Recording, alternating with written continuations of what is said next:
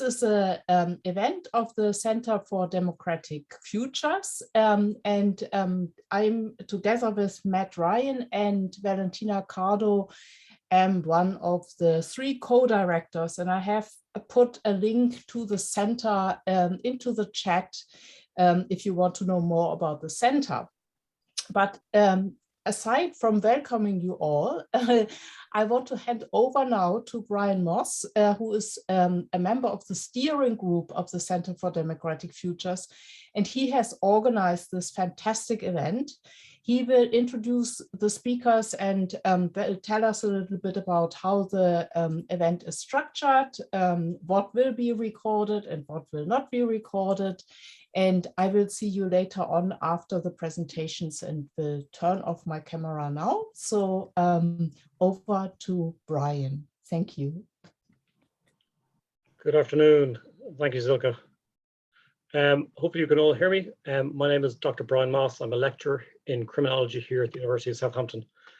The idea for this event really came together last November when there were developments occurring around the planned expansion of Southampton Airport, but put into a larger global context. The sustainability of regional airports and air travel more generally very much came to mind as being an important issue around not just local, but also national and global political dimensions and democracy. We're delighted today to have 4 speakers with us from across the globe who will hopefully address this issue in ways that will be of relevance to us all. And what we're going to do is I'll begin with our first speaker, Christian Berends, who is an assistant professor at the Department of Spatial Economics in the Free University of Amsterdam and a senior researcher at SEO Economics in Amsterdam as well. He's also director of AirNet, the worldwide scientific network for aviation research and policy in the Netherlands. And Chris combines quantitative and qualitative research methods looking at transport economics, competition, marketing, and consumer behavior. He regularly publishes in scientific and professional journals about transport economics with a focus on aviation economics in particular. Chris also is concerned with the functioning of loyalty programs and aviation networks, and these occur in his research time and again. Chris, I could ask you to give us your first intervention here on this important topic today. Thank you very much. Of course, thanks for the nice introduction, Brian. I hope everyone can understand me and can hear me. Then I will ask someone else not to share the screen anymore because someone else, perfect, thank you. So I will share my screen. So I have the privilege of talk you through a couple of slides I prepared for you for the upcoming 10 minutes. And hopefully that sets up for a nice discussion. So indeed, future role of regional airports, and actually not in Amsterdam today, but I'm in Brussels, because of course there they also discuss airports and regional airports. I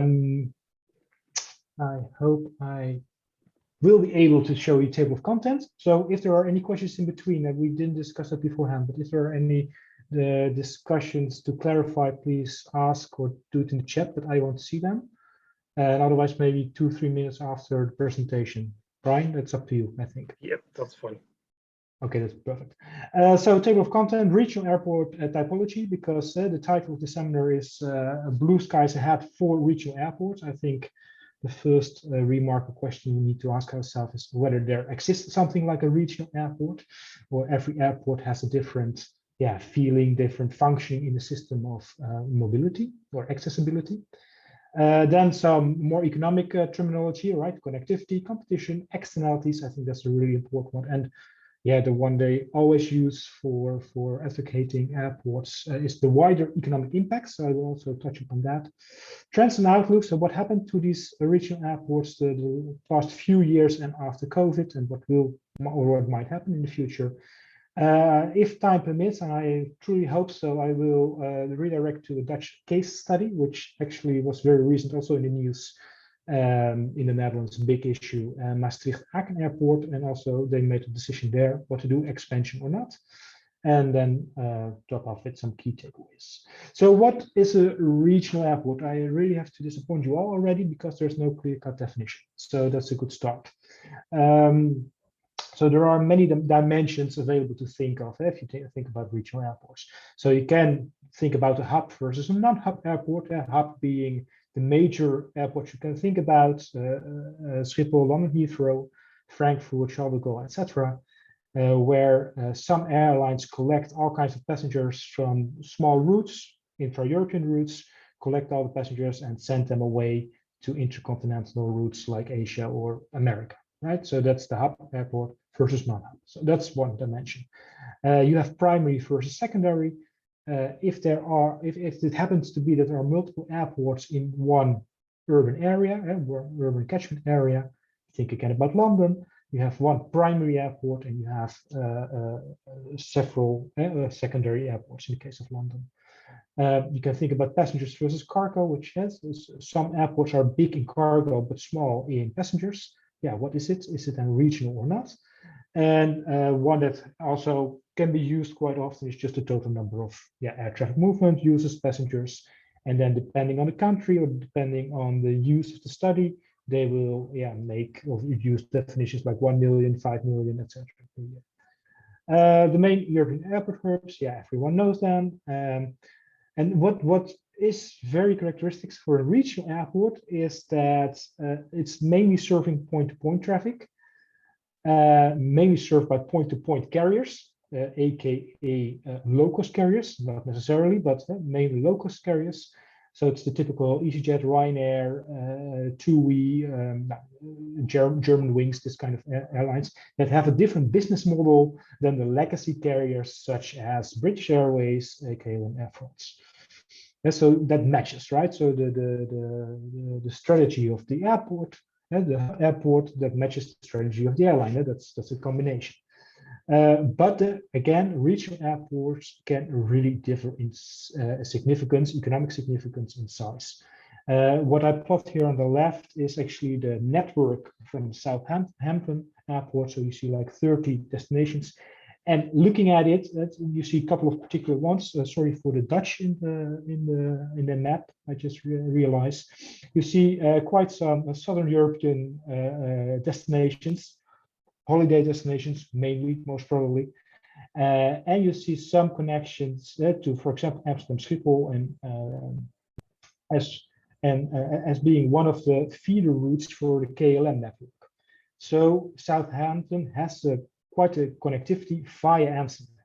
So this connection Amsterdam-Southampton allows people from Southampton to reach the whole world by one change in Amsterdam. So also this feeder route, which is called feeder route for the hub Amsterdam, is important for the connectivity.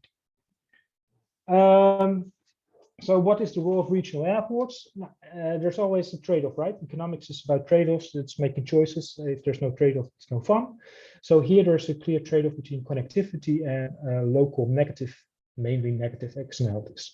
What can we think about? What is very important? Why are airports there? Well, airports like rail, road, etc., they allow people to travel to other locations, and that's in essence that's good because it allows us to split production and consumption. So we could actually specialize our economies, etc., and we go to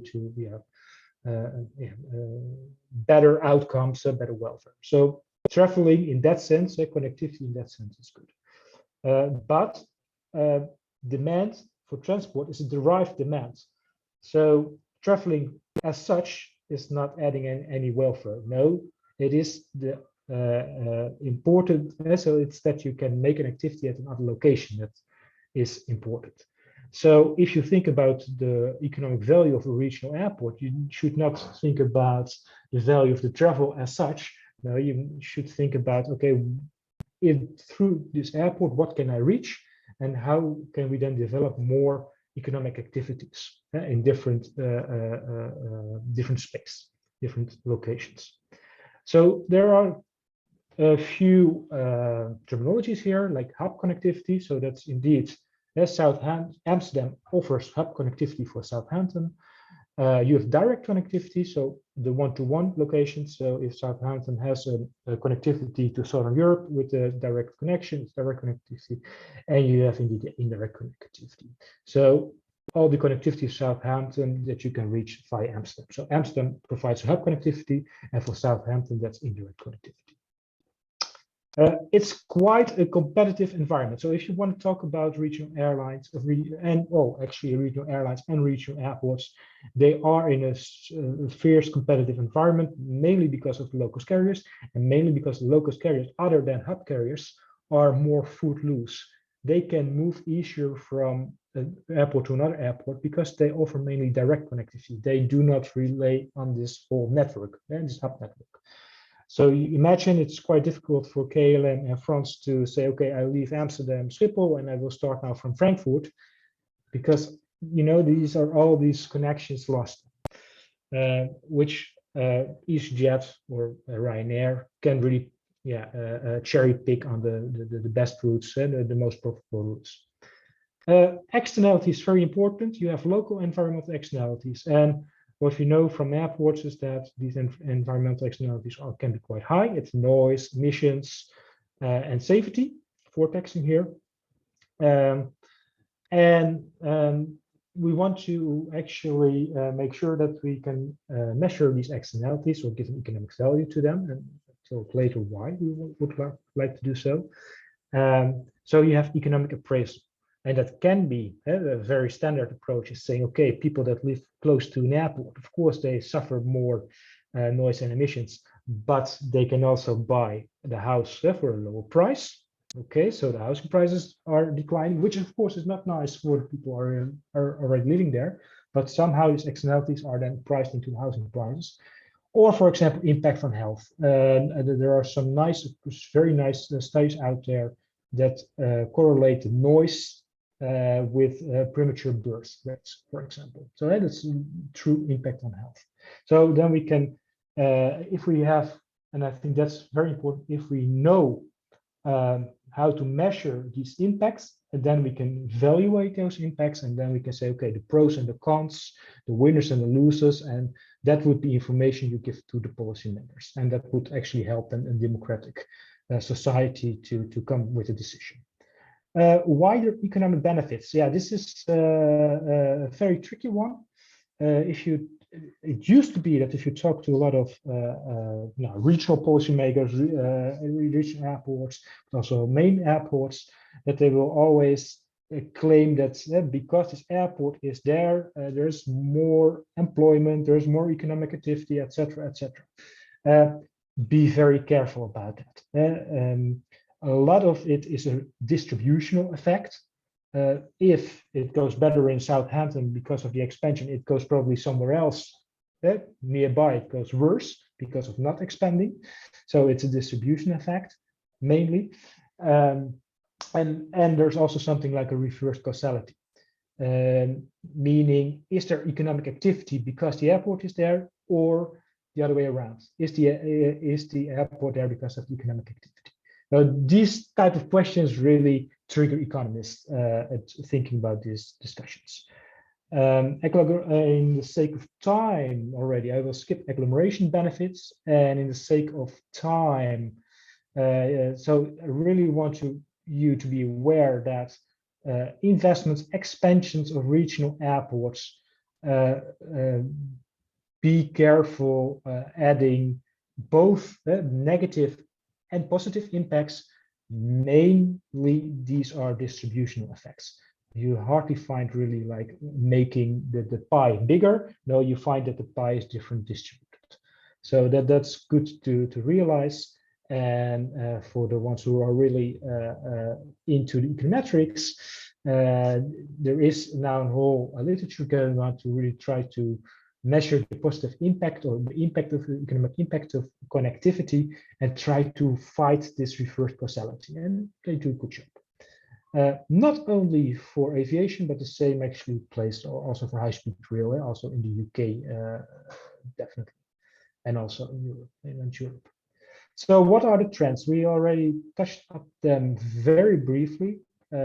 We do see a higher level of concentration on a few European hubs. It's called dehubbing. So if you look 10 years ago or 15 years ago, there were many more hubs. Now you will find 5, 6 big hubs. Therefore, smaller airports are under high competitive pressure. The main carriers, the hub carriers, are mainly leaving those regional airports.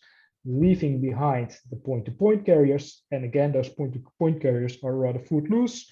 So that's very difficult environment for a regional airport to function, right, in a profitable way, or at least for society a profitable way. Even though there has been quite some local state support for regional airports to develop, to expand, to find new routes, you'll see that it's rather difficult to steer the market there, to make sure that this low-cost or point-to-point airline is actually doing what you want as a government, because maybe you want to make sure that they provide very specific routes instead of the 10th connection to Southern Europe.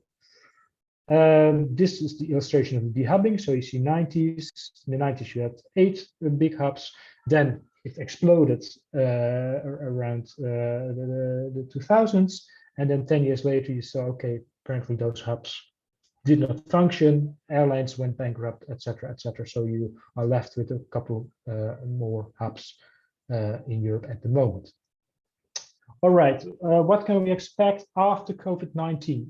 What we can expect is, first of all, capacity will be limited, constrained in all kinds of senses. Labor, you probably have seen all the queues at Schiphol Airport, but also in the UK, I read similar stories.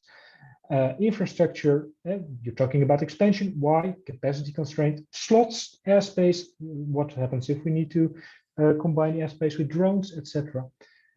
So capacity will be constrained. Environmental concerns come up, which might even imply more intensive constraints. That means increasing capacity constraints, increasing costs. So it will be more difficult for maybe regional smaller airports to function. And there are some papers out there that say, okay, then the hub network strategies that really are cost focused, combine a lot of things, make sure that you have high density economies of scale will remain important. So if you look into the future, actually because of the increase in costs, highly likely that those hub strategies will remain, therefore make it difficult for regional airports. Alternative business models, yeah, they might appear, and this might be an option value for regional airports to keep open. There can be policy that actually bans some other supply, but you can also get, for example, electric flying with smaller aircrafts that may create new business models on smaller routes, and that might be very attractive again for regional airports. So that might be now an option value to keep an airport alive for the next 10, 15 years, maybe 20 years. Then hopefully electric flying is there, lifting quite some environmental constraints and creating new business models. But okay, that's quite a tough decision to make at the moment, right? Because we don't know what happens in 20 years. We don't have a crystal ball, unfortunately. 1 minute. I see 1 minute. Yes. So just to see that, or just to make sure that you're not alone there in Southampton in this kind of issues. We have our own regional, well, we have a couple of them, but we have our own regional airport capacity issue and expansion issue, and that's Maastricht, Aachen Airport, close to the German border, as you can imagine with Aachen and Maastricht.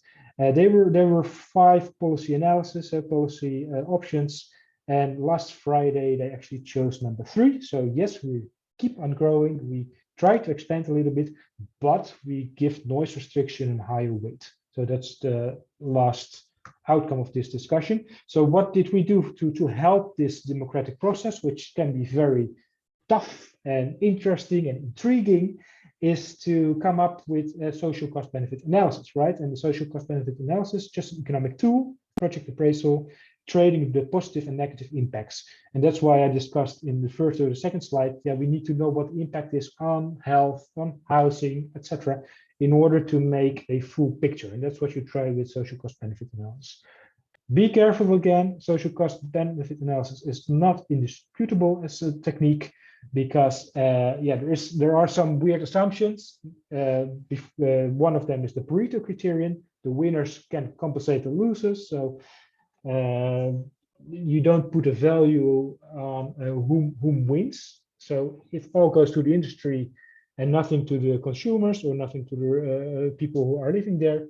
still the total aggregate counts in social cost benefit analysis. And I think then we go also with one eye on the time to the key takeaways for now. So we do know that regional airports, and so from literature, may increase connectivity. Trends and outlooks show that connectivity from regional airports is at risk, that the main carriers are leaving them behind with point-to-point carriers. Yeah, okay, what's then still the economic impact of that? However, capacity constraints will still affect the aviation industry in the years to come. So there might be also a regional airport might have a role as excess capacity for the bigger airports. They are interrelated, causal relationship, difficult to study, but still interesting to study, of course. And one way to tie everything together and to give at least one way of looking at this is the social cost benefit analysis. It's a tool. And again, you don't make a decision based on the social cost benefit analysis, but you collect information based on the social cost benefit analysis, and then you make a decision. I think this ends my presentation. Chris, thank you very much. I think there are some real issues that come up there about not just the size or shape of the pie, but the taste of the pie. I think is probably, without wishing to simplify your argument, there are real issues there about how we handle the pie, crust falling apart and so on, without overplaying that issue about the pie issue. Some very clear issues that come up. I imagine it will create quite a bit of debate at the end in our Q&A. I know that you may be pressed for time a little bit in your end. If there are any burning questions for Chris at the moment, I think Chris would be happy to take those.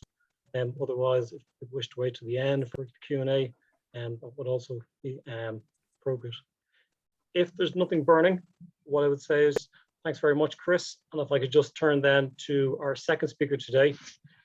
Our second speaker, Professor Lucy Budd. Lucy is based at the University of De Montfort University in Leicester. She's a professor of air transport management in the Faculty of Business and Law there. Her research addresses many aspects of air transport policy and operations worldwide, including sustainability, airline and airport business models, and air transport accessibility. She's published over 100 scientific journal papers and book chapters, and has edited 14 books in the area of air transport management generally. She's also the editor of the transport journal, Research in Transportation, Business and Management. Lucy, if I could invite you to address us with your few words, please. Thank you very much. Many thanks, Brian, and thanks for the invitation. I'm taking a similar line to Chris in terms of how I'm going to start my presentation, because I too am going to problematize this notion of what a regional airport actually is.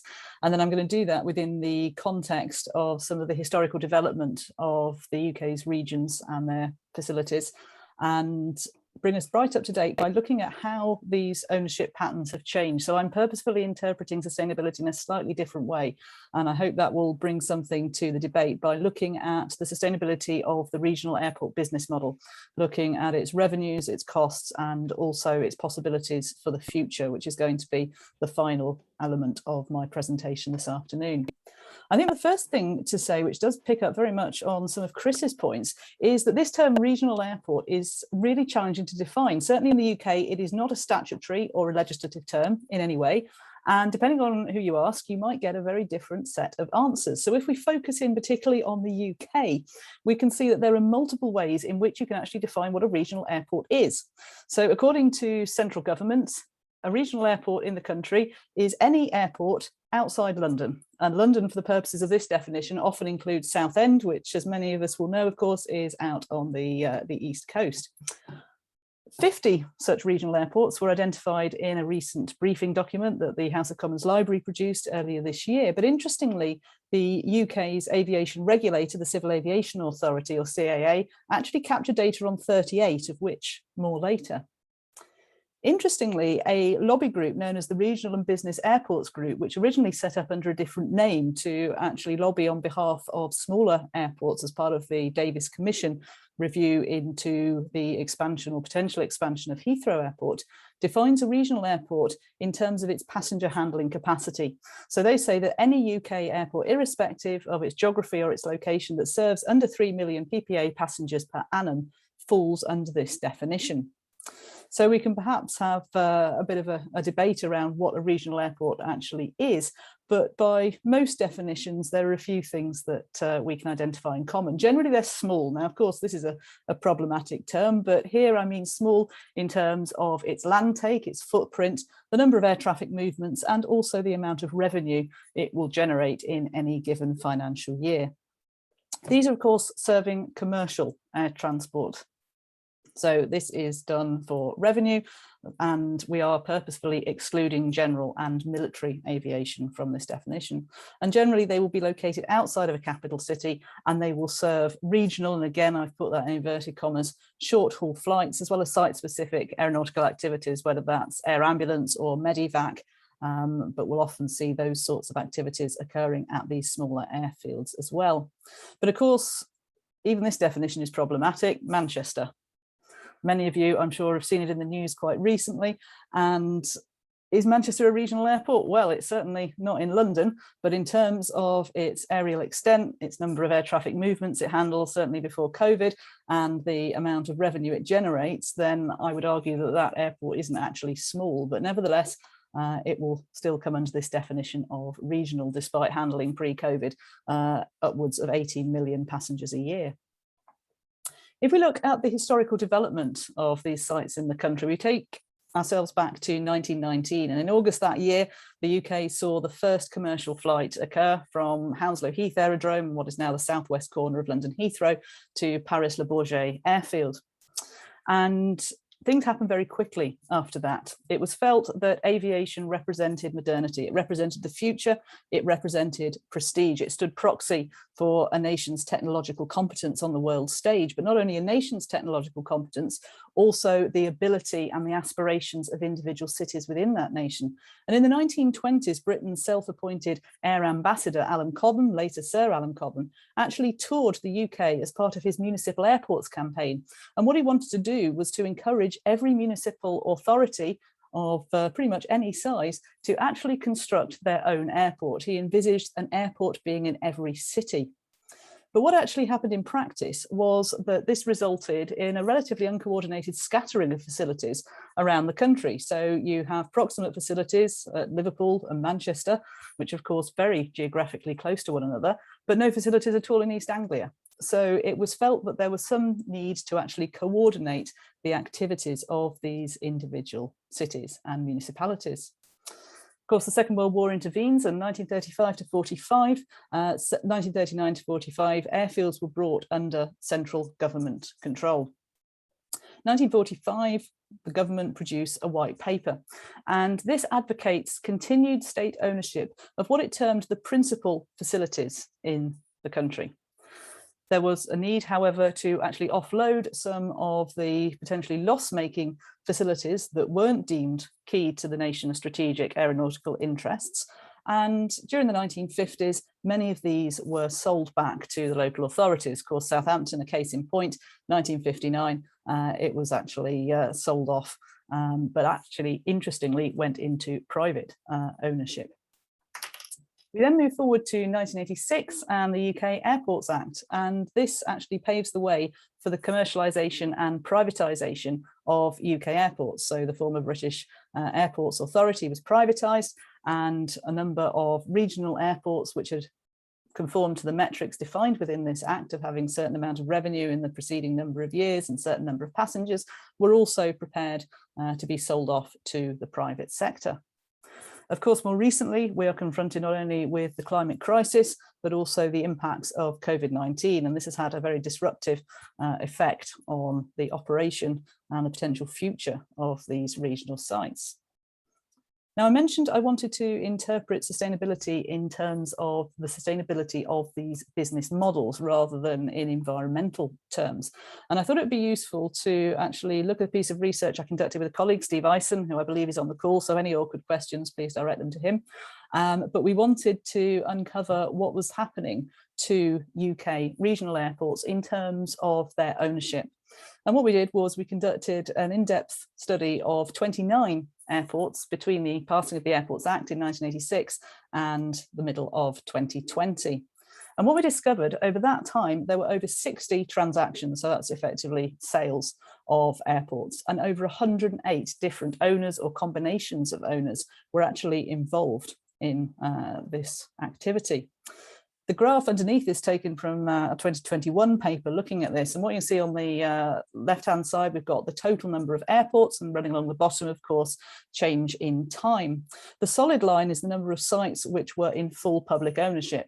And we can see 1986, all of the airports that were then operational were in full public ownership. And over time, of course, that has declined to a low in 2012 before bouncing back by 2013, and it's leveled off since then.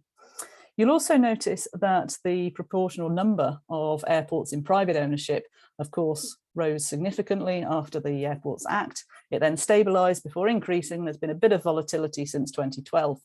But what I would point out is the dotted as opposed to the dashed line. This represents the number of airports that are in mixed public and private ownership. We can see there's been quite a lot of activity, particularly of late. We've actually seen local authorities taking back part shares in their local airport. If we look at it in another way and look at the proportion of total UK terminal and transit passengers that flew through airports in full private, public, and a mixture of public and private ownership, we can see that something quite interesting is happening. Of course, 1986, all of the passengers by definition were flying through airports that were in public ownership. But then I'd like you to have a look at what happens to the lightish grey bar, or the lighter grey bar. 1991, very, very small proportion of passengers were flying through airports that were in a mixture of public and private ownership. But then by 2016, we see that bar increase significantly. And certainly within the last 5 or 6 years or so, we have seen a number of local authorities actually buying shares back from the private sector owners to actually increase, or in some cases renew, their stake in these particular regional airports. And they've done this for a number of reasons, not least to actually protect the longevity of operation of aeronautical activities at these sites. But what about the possible futures? And this is the slide that I hope will stimulate some discussion and debate later on. I will point out I don't have any of the answers, but I do have quite a lot of questions. Of course, aviation is confronting the climate crisis. We know that the legacy technology that aviation is using means it is increasingly difficult, but also expensive to actually decarbonize these assets. And I'm not just talking about the aircraft, I'm talking about the ground infrastructure, I'm talking about the fueling systems, the energy use in the terminals, but also as well how you actually get people to and from the airport in terms of ground access. We've also seen of late, certainly in a number of UK airports, not least Manchester, Bristol, Birmingham and others, a huge issue to do with staffing. Of course, COVID meant that a number of regional airports actually ceased all commercial scheduled activities, passenger activities at least, for the duration of the first wave of the pandemic. So there were no commercial flights operating at all.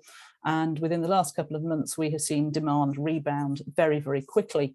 And just to give you an indication of the scale with which this demand has rebounded, I had a look at the CAA airport statistics for April 2022 versus April 2021. So these are terminal and transit passengers going through these particular airports. Gatwick was up by an impressive over 5,000%, Stansted up over 2,200%, Bournemouth up admittedly from a low base, 71,000%.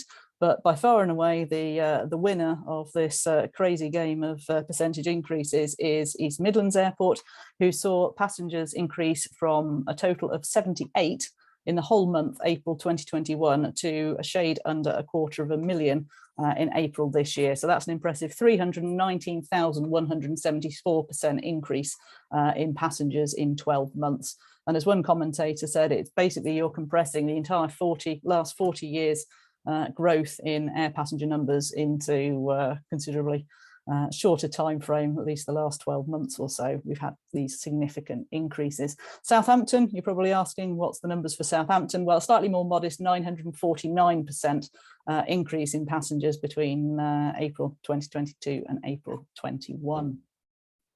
So the staffing issues, of course, is an interesting one. We know from other research we've conducted that actually working at all airports, not just regional airports, but regional airports have some particular challenges in this regard, is not perhaps seen as the attractive job or indeed career that it once was.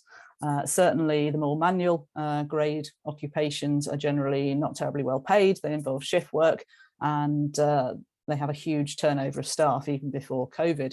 Some of the more remote regional airports also struggle to recruit the right sort of people, particularly for the management positions. It can be quite hard to not only recruit, but also retain those staff. So there's an issue about staff turnover there, and that's before, of course, you add in the impact of the pandemic. Some have suggested that the pandemic and the climate crisis might lead to a fairly rapid rationalisation or re-rationalisation of provision. And it was felt that perhaps the UK actually had too many airports. You know, for the size, does it actually need, according to some definitions, 50 or more? Certainly in the past, we have seen regional airports close, and this is before COVID. Plymouth shut. So too did Sheffield City, so too did Coventry. Blackpool also suspended commercial operations for a time.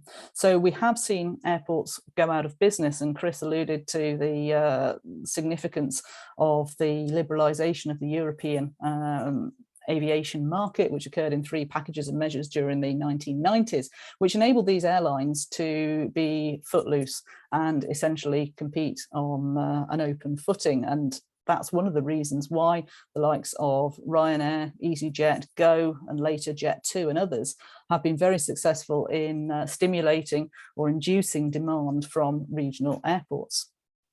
In terms of what's going to happen following the UK's withdrawal from the single aviation market, we don't know, and certainly COVID has actually complicated the picture somewhat. But what we have seen is that for some private sector investors, regional airports were no longer the attractive asset that they once were. Certainly aviation is an induced demand, and we know that certain sections of the population are becoming much more concerned about their environmental impact. And the fact we're speaking over this platform today means, you know, people are thinking about the sorts of mobility that they undertake and whether they need indeed to fly at all. This, of course, causes a problem for the airports and the owners, particularly the private ones who need to pay shareholders. And certainly in the last couple of years, even before COVID, as I've said, we've seen increased public sector involvement in these regional airports once more. So it's almost a case of, well, are we seeing the cycle sort of repeat itself? But the final point I would like to raise is the notion of what's going to happen in the future. And certainly there is an argument that has been put forward by certain sections of the industry that technology is going to solve everything. Forgive me for being a little skeptical, but I don't think being technologically deterministic is necessarily that helpful. And yes, there are alternative fuels, whether they're derived from biological sources, or hydrogen has been talked about a lot, or electrification likewise. But the reality is we're still quite a long way from those technologies being introduced commercially and widely. If we think the average lifespan of a commercial airliner is in the region of 25 to 30 years, we've got an awful lot of legacy technology which is still being built or has only recently been launched into the skies. We do, however, have a lot of entrepreneurial companies who are doing a huge amount of R&D looking at the role of uncrewed aerial vehicles and also alternative future aerial vehicles as well. And there are some images of what some of these aircraft might look like on the right. And this poses a number of interesting questions, I think, for the future of UK regional airports. One, do they still need long runways? Historically, of course, there was almost a linear relationship between aircraft size, weight, and range. And to get a heavy aircraft into the air, aerodynamics dictated you needed a long runway. Certainly, if your engines weren't very, very powerful, you did. But actually, with these new forms of aircraft, is that still going to be true? Particularly if you've got short takeoff performance, will you actually still need those long runways? Second point, what do you do about the airspace? Do you privilege noise, or do you focus instead on climate change? Because at present, the reality is we can't do both. And historically, UK airspace has been configured in such a way as to reduce the acoustic impact of air traffic operations on communities and residents who are underneath them. But the resulting aerial architecture that is produced often requires these aircraft to fly suboptimal trajectories, suboptimal altitudes and profiles, increasing fuel burn, increasing the pollutants and gaseous emissions that come out of the back. So I'm going to leave it there, Brian, if that's all right, but hopefully that will stimulate some discussion points later on. Just to signpost you for those of you who are interested to the paper on which those two graphs were based, public utility or private asset in the case studies on transport policy. Lucy, thank you very much. I think there's some real key points there about the changeover and kind of possible issues that it has in terms of changing hands. As you mentioned, the mixed ownership there raises particular issues. I think it might be something that Angela may have something to say from her point of view. So if I could introduce our next speaker, Angela Cotton. Angela is a member of Southampton Friends of the Earth and AXO, the Airport Expansion Opposition Southampton. She's a co-chair of Transition Southampton, a community organisation focused on sustainability issues. Angela runs the Southampton Repair Cafe and is an active member of Southampton and District Green Party and Southampton Cycling Campaign. Angela, if I could ask you to address us, please, with your few words. Thank you very much.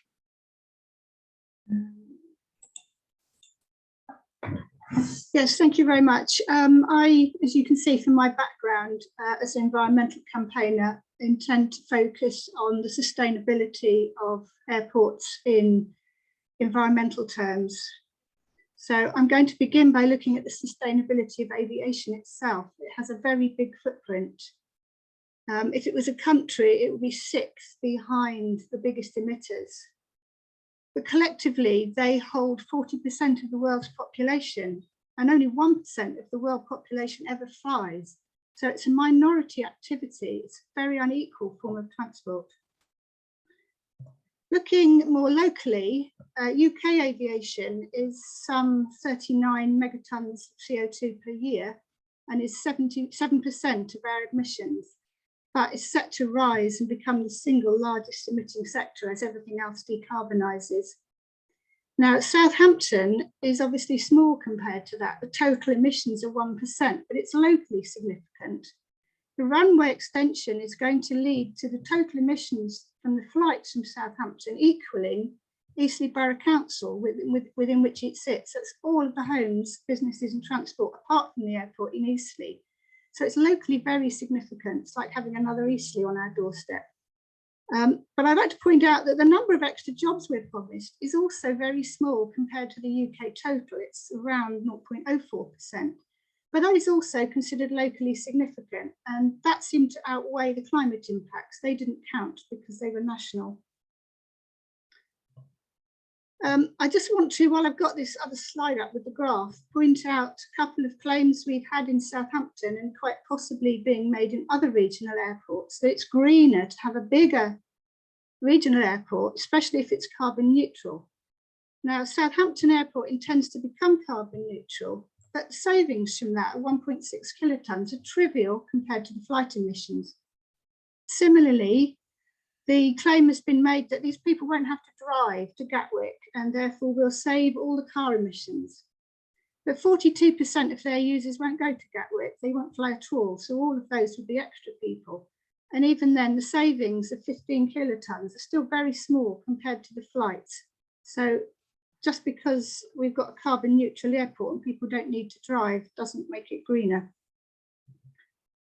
So I would contend that aviation is not sustainable environmentally. Can it be made so? We need to decarbonise it. And the Committee on Climate Change is saying we can do that with efficiency savings on fuel use, for example, sustainable aviation fuel that I will look at in a minute, and crucially demand management to stop passenger numbers just increasing as airlines put on more flights to induce us to go flying more. The government disagrees. They think we can have 17% more passengers and we can still decarbonise with efficiency savings and sustainable aviation fuel by using technological solutions that Lucy mentioned, i.e. electric planes and hydrogen. So I'll start by looking at hydroelectric planes because I think even industry and the government admit they're bit players. An Airbus A380 can take 600 people 15,000 kilometres with jet fuel. With batteries, that becomes 1,000 kilometres, or you can double that if you don't want to carry passengers. And the problem with electric planes is the batteries. Batteries are heavy for the amount of energy they carry. And you need around 30 times the weight in batteries to get the same amount of fuel, which means your plane wouldn't even be able to take off. So electric planes will work for short haul, but I don't think they will ever take hundreds of passengers for long haul. Hydrogen is the wonder fuel of the future. It only emits water vapour when it's burned. I might point out, however, that water vapour up in the sky as a contrail is also a greenhouse gas, and it will become more important if we start decarbonising by this method. But the problem with hydrogen is it has to be made. And 99.9% of the hydrogen that we're using today, not obviously for airports, is grey hydrogen. It's made from fossil fuels and it contributes to greenhouse gas emission. Blue hydrogen, industry would tell us, is the solution. We make it from fossil fuels with carbon capture and storage, but frankly, that's 0%. It doesn't exist. And the remaining 0.1% is green hydrogen, which is made from water by electrolysis using renewable energy, renewable electricity. The problem with that, apart from cost, is it needs large amounts of water and electricity. And it's been calculated that to generate enough green hydrogen to replace all current flights from Heathrow with hydrogen would require the electricity output of 15 Hinkley Point Cs. Now, even the government is only talking about building another 8 nuclear power stations. So I don't see that we're ever going to get this hydrogen generated renewably. And finally, sustainable aviation fuel, which figures largely in all decarbonisation strategies in the UK, is basically biofuel, and it's either made from waste products or from specially grown crops. And the theory about this is that while the crop is growing, it absorbs carbon, and then that balances out the carbon emitted during the burning. But in practice, there are losses when it's being refined and transported, and some estimates that it only offsets about 37% of the emissions that come out when it's burned. Furthermore, jet engines can't take 100% biofuel. It has to be mixed 50-50 with kerosene, and that immediately halves the carbon savings again. And quite apart from that, there are huge land use issues with biofuels. In the US, 30% of their maize crop is used for 10% of their transportation fuel. That's not just airports, it's mostly land transport. But you can see that that isn't sustainable. You can't make that 100% without tripling the amount of land that's being grown for maize and then using all of it to burn it.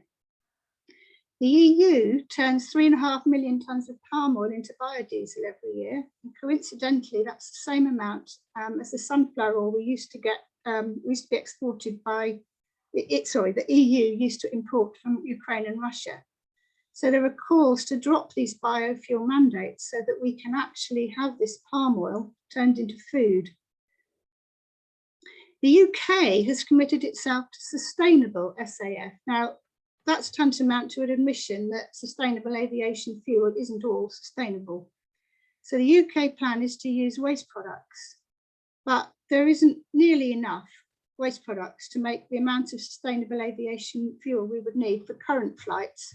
So the plan is to use some technology that doesn't exist yet, of unknown cost, to extract carbon from the atmosphere to make hydrocarbon fuel. This is the government's Jet Zero consultation that started last year and we'll be reporting later this year. And it looks at 4 decarbonisation scenarios, none of which include demand management. Now, continuation of current trends is this one across here, and that assumes we get to 10% sustainable aviation fuel. Now that isn't going to help because that's a continuation of the same emissions we've got now. The next one is 50% sustainable aviation fuel by 2050. This one assumes we have 10% SAF, but we get 38% zero emission aircraft. That means hydrogen. I think that's extremely unlikely by 2050 for the reasons that Lucy's outlined, the fact that we are already buying aircraft now that are going to be in the skies for 25 years. And then there's this one, which is 100% sustainable aviation fuel by 2050. And that's going to need new engines because they can't take more than 50%. So the government admits that this is an ambitious and challenging scenarios, and that to achieve even 50% sustainable aviation fuel, it's likely that aviation would need to be prioritised among other competing sectors. I might actually point out that the industry's been promising amounts of sustainable aviation fuel for some years, and it's still only 0.1%. So how we're going to get this far, I don't know. But what this is saying is that aviation is more important than growing food, than manufacturing, than other transport, even though everybody eats, travels and buys things. But even in the UK, only half of us fly. So one of the reasons, or the reason, is due to the aviation economic impact, which Chris has talked about. I've just picked one document on this topic from the Airports Commission, mainly because this was used and quoted in the application for Southampton Airport's expansion, despite the fact that it's concerned with the impact of aviation connectivity on the whole of the UK. I won't read it out, but basically what it's saying is that leisure flights don't really add to trade or foreign direct investment. And the key issue is that freight is carried in the big flights from Heathrow. Southampton doesn't carry much freight, it's negligible. And the last point, additional leisure flight from Stansted to Malaga, which is exactly the sort of flight that Southampton Airport expansion is aimed to attract, a low-cost carrier for holidays, does not have the same value in terms of potential increased trade as a business flight from Heathrow to Shanghai. So, as has already been noted, there are costs, and I've just picked three here. Planning application in Southampton really only looked at the benefits. Outbound tourism is a net drain on the UK economy because we fly out more than other country people visit us. And at Southampton, 78% of passengers are outbound, 62% are leisure or family, i.e. not business, 50% go abroad. So we calculate that 1 million new passengers, which is what they hope to get, would result in over 100,000 extra people taking holidays abroad. And collectively, they'd be spending 68 million that would otherwise be spent in the UK. As has been mentioned already, noise is an issue. And I might point out that Southampton is one of the noisiest airports in the country, despite the fact that it is one of the smallest. The government has given us guidance on how we can calculate the effects of noise. And in Southampton, with 46,000 people being exposed to an additional 3 decibels, that could amount to 2 million per year. We've been offered £100,000 in a community fund to help mitigate that. And finally, there's the cost of cleaning up the carbon that's being emitted from these flights. And BEI's updated its figures recently. As a result, the New Economics Foundation has recalculated the costs of dealing with the extra carbon emissions. And at Southampton, that amounts to 942 million between 25 and 50. And that amounts to 37 million a year. So all of these costs need to be taken off the claimed economic benefits. But I think even looking at that is missing the point. And this has been alluded to, but in my view, the point of aviation is not flying for fun, not commercial aviation, it's to transport people and goods.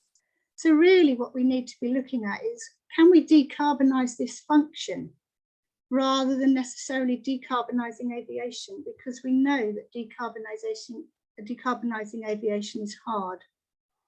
So we could do this with modal shifts. So we move people and goods wherever possible off of planes onto lower carbon methods.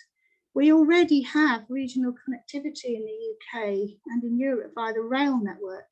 And as has been pointed out, France has banned flights where you could have a rail journey of less than a certain number of hours. We could then use electric planes for the hard to reach places like the Channel Islands.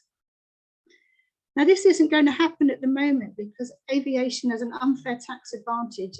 It's cheaper than it should be. It doesn't pay for its carbon costs. It doesn't pay tax on its fuel. It doesn't pay tax on its tickets.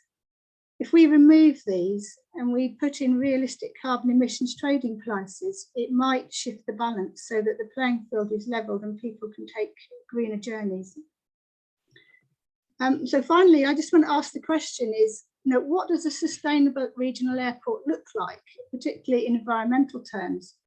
Do we imagine it will have longer runway, bigger jets carrying more and more people on low-cost holidays until we reach the point where we can't ignore climate change, we have to curb it and the costs get too high?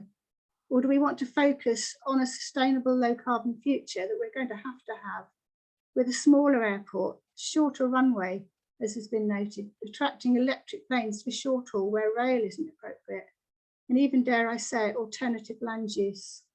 Thank you. Angela, thank you very much. I think it nicely ties back in there to some of the opening points that Chris had mentioned, as well as some by Lucy, about the externalities, but also then about what is it we want, what is it ultimately that the airports are designed to serve. I think bringing in that human aspect, Carlos, I think is going to give us a nice flavour of that particular aspect as our final speaker. If I could introduce Carlos Monterrubio. Carlos received his PhD in tourism from the Manchester Metropolitan University in the UK. He is a lecturer and tourism researcher at the Autonomous University of the State of Mexico. He has undertaken research on the perceived socio-cultural impacts on tourism in Mexico and gender and sexuality diversity in tourism itself. He's also completed research projects with international collaborators and published several papers in well-established tourism journals. Carlos, if I could invite you to address us as the final speaker today. And just to say for our speakers afterwards, we already have one item in the chat, which hopefully will engage discussion after Carlos has completed. Carlos, over to you.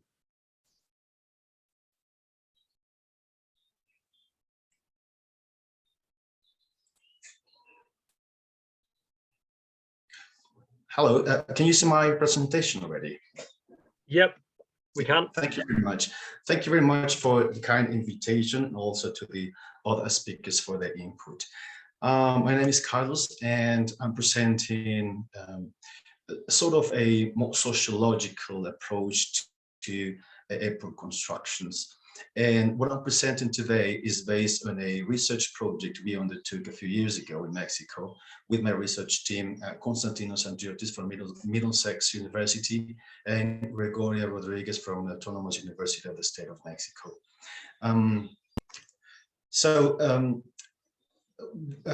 We did research on, as I said, from a sociological perspective, but focusing more on how local people perceive and what their attitudes are towards the construction of new airports, and also how this can become a key element for the failure or the success of such projects. So we did a literature review on the impacts of airports, and we found that most of the literature is focused on the impacts of airports that are already in operation or undergoing relocation or expansion. And we also found that most of these studies have reported the economic impacts, how airports are, what their relevance is in terms of economic development, but also the impacts on health conditions. The vast majority of these studies have been undertaken in developed countries. And I think that's a very important issue to mention, because what I'm presenting today is, at least the case study is comes from a developing country, well, Mexico. So I think we should bear in mind that the different political, economic, social and environmental conditions are different, and therefore the outcomes may be different as well. So from a sustainable development perspective, not only the economic impacts deserve attention, but also the social and environmental impacts, as my previous speakers said. They are equally important, and they all need to be considered in decision-making processes. Well, as I said, the studies on the airports are different in terms of the stage also in which the airports are. There are more of the studies, as I said, are focused on the operational stage, but we also need to bear in mind that even from the very beginning, since the planning stage, airport constructions, expansions, and relocations may have an impact in terms of hopes or hostility of local people towards the project. And during the construction stage, well, aspects such as clearing land, building access roads and other facilities, and even relocating people may also be of interest to stakeholders. Well, the costs of these construction projects are associated or are concentrated more in the immediate local environment. And that is, I mean, if someone is going to feel immediately the effects of any project construction, is the local community, right? I mean, tourists are going to be benefited from the airports, but they are not in contact or in everyday contact with the project construction as local people. So economic impacts have often received more, have been perceived more positively because, you know, airports contribute, as previous speaker said, to economic development, to connectivity, job, income, etc. But also it leads to environmental and social effects that they tend to be perceived more negatively, particularly by local people. And as I said, the impacts that any construction, any project of airports will vary depending on that stage or the type of project it is. I mean, whether it's planning, construction, relocation, or operation of airports, they will have different social and environmental impacts on the surrounding communities. We did a literature review, as I said. You can find at the bottom there for reference that we published. But basically, this table shows how positively perceived impacts are split basically into economic and social dimensions, whether negative are found not only in economic and social, but also in environmental. So environmental impacts, as I said, are more negatively perceived in terms of this construction. So regarding the economic positive impacts, well, we can see as you've reported, economic growth, income, job creation, tourism activity, and so forth. And in terms of social, well, access to air transport, opportunities for shopping, tourism, travel, and leisure, regional accessibility, and regions attractiveness, to mention some. Whereas in the negative impacts of this of airport operation, relocation, or expansion can manifest in air leakage in terms of economic dimensions, or in environmental issues. Well, they are usually related to air pollution, aircraft noise, habitat disturbance, waste, water pollution, and so forth. And in terms of social impacts, well, the construction, operation, relocation of airports have been associated with crowding, land grabbing, changes in land use, population growth, etc. So local communities matter because, as I said, they are the ones who will suffer the immediate or experience the immediate effects of airports. So they need to be considered within any project regarding airports. And the literature also suggests that the perceptions of local people can significantly depend also on their use of airports. Airport users tend to have more positive perceptions and attitudes towards airport projects rather than non-users. In a country such as Mexico, for example, in which over 30%, a bit over 30% of people who have traveled or travel by plane are airport users, then it would not be surprising that bearing this in mind, that the perception and attitudes towards any airport construction would be valued in a different way by local people. So as the following or the next case shows, you'll see that considering how local people perceive and what their attitudes are towards airport projects, very significant, very important, and they may actually mean the success or the failure of any airport project. So the case, there was a few years ago, I will tell you a bit more later, there was a plan of the new Mexico City International Airport construction. It was the current international airport in Mexico City is oversaturated. So there was the plan of constructing another international airport, which was supposed to be, or was intended to be, the largest airport, not only in Mexico, but in Latin America. And it was also planned to be the largest and most important infrastructure project in the country in the last decades. The project was regarded as a major driver of significant regional, social, and economic development. Particularly, officials expected to create jobs, investment, income, to support tourism connectivity, and to support international investment, and to promote regional, social, and economic development. So in terms of, say, economic development, it was a very attractive project. However, during the construction of this airport, various environmental and social concerns raised from different stakeholders, particularly from local people, leading to local protests, and local people and other stakeholders demanded it to be cancelled. So this project started in 2015, and as I said, there was a concern among locals. One of these concerns was the environmental dimension, particularly regarding birds.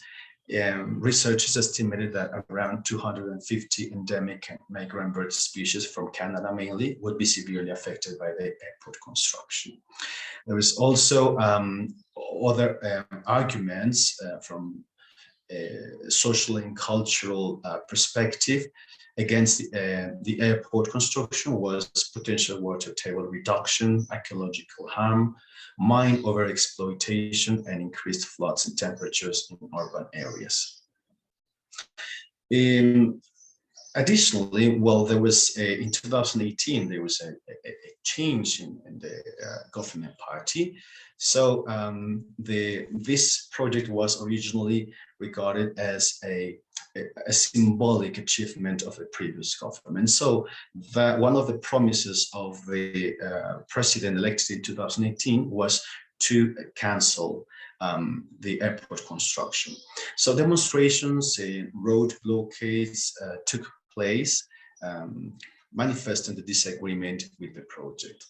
There was in October 2018 a referendum, and almost 70% of the people who voted to cancel the proposed project in the whole country. At the time of the cancellation, because the construction had started already, 32% of the total airport construction had been completed. Therefore, As a result, there was loss of investment, loss of existing jobs, broken contracts with constructors and suppliers, and the need to restore the area. So just to conclude, as I said, there's all the details of this, the literature review, but also the case study can be found in the reference I provided.